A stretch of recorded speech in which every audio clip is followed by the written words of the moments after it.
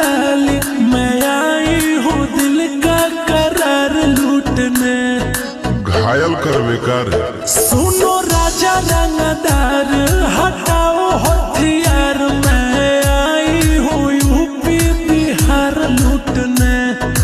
ओठ रसदार तोर सामने हंसी क्या धारा धारा पूरा रात हो तो फायर। अच्छा सता तू चिंगारी भीरी आगिन जैसन गे घघरी उठा के नाच नागिन जैसन गे लहंगा उठा के नाच नागिन जैसन गे।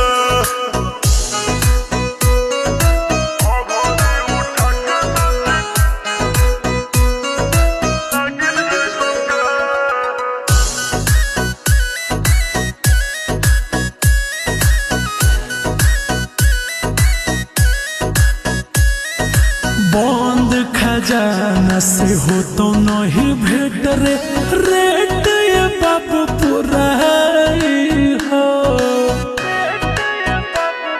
बुझनी। प्यार से बोलो तो गोटी हो तो सेट रे दोसर न कोनो पाई हो बुझनी।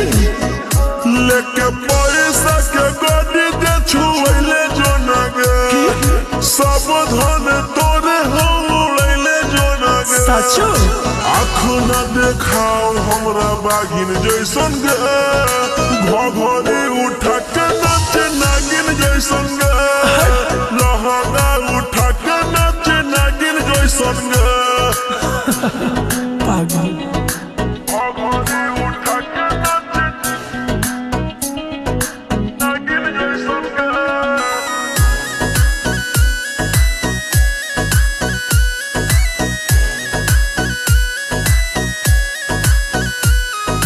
काहे के छुही बिजली के तार रे पानी जवानी के झोर जइतो दूर नहीं है कम सिंह कमरिया होई जइतो मार रे मौसम याना के बिगड़ जइतो। बोल रोशन रोहिया से बड़ बाहुबली के है गे आयुषवायासिक कच कल के है गे रोहित टीम कर देता भागिन जैसन गे घघरी उठा के नाच नागिन जैसन